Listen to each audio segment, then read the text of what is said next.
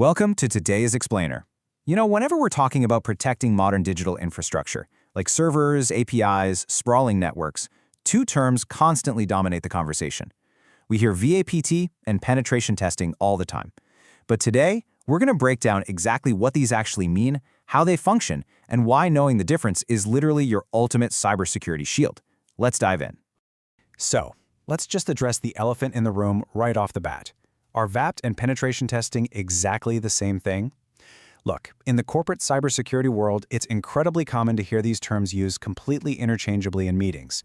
But treating them as synonyms? Well, that's a mistake that can leave massive blind spots in your digital defenses. Understanding the real nuance between these two is absolutely crucial.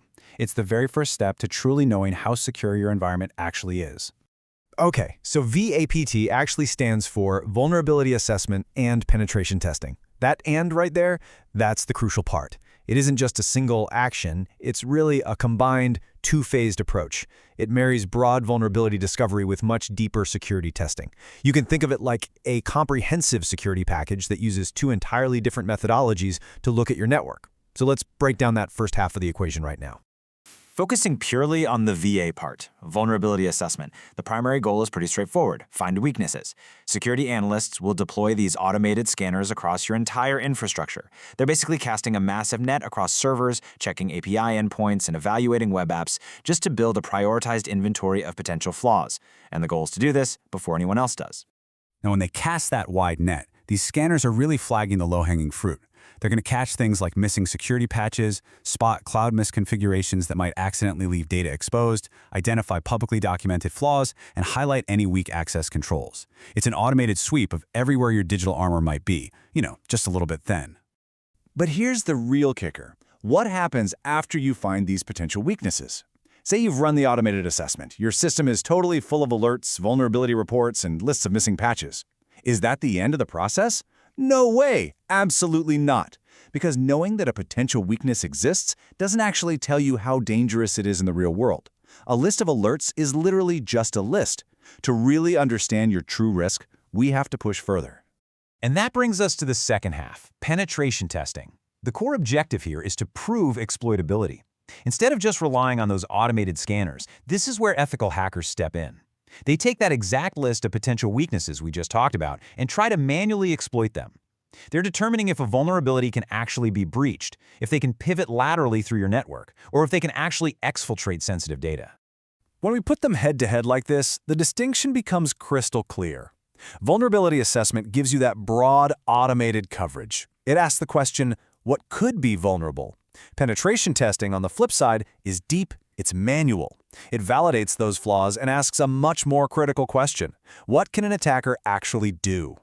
Think of it kind of like securing a physical corporate headquarters. A vulnerability assessment is like the security inspector walking the perimeter, jiggling every single handle and checking every window. It simply finds the unlocked doors, like an open port or an unpatched server, giving you the location of a potential problem. Penetration testing, though, checks if someone can actually get inside and do damage. The ethical hacker goes right up to that unlocked door and opens it. Maybe they just find a heavy brick wall right behind it, which would be like proper network segmentation, meaning the actual risk is pretty low. Or maybe that open door leads directly to your most sensitive customer database. The pen test is what gives real-world context to the vulnerability. These two concepts merge to create a really continuous, modern security lifecycle. Step 1 is find. That's your broad assessment to locate the gaps. Step 2 is validate, the pen test, proving exploitability. Step 3 is fix, patching your software and correcting configurations. And crucially, Step 4 is retest, going back to ensure your fix actually holds up under pressure. This four-step process is the absolute engine of a truly secure digital environment. Ultimately, together, vulnerability assessment and penetration testing give organizations better visibility into weaknesses and real-world security risks. And honestly, you really can't have complete peace of mind with just one of them. If you rely solely on assessments, you're just drowning in theoretical alerts without knowing which ones will actually sink your ship. But rely solely on deep dive pen testing, and you might completely miss a glaring perimeter flaw. You need both for that holistic visibility. Which leaves us with this final vital thought. You have to know your weaknesses before attackers do. Because I promise you, the attackers are already out there running their own vulnerability assessments on your infrastructure right now. If you're realizing that your network needs this level of combined protection, you can explore professional VAPT and penetration testing by talking to Lumiverse Solutions at lumiversesolutions.com. So I'll leave you with this question to think about today. Are you actively finding and validating your unlocked digital doors, or are you just waiting around for an attacker to walk right through them? Thanks for joining me for this explainer, and stay secure out there.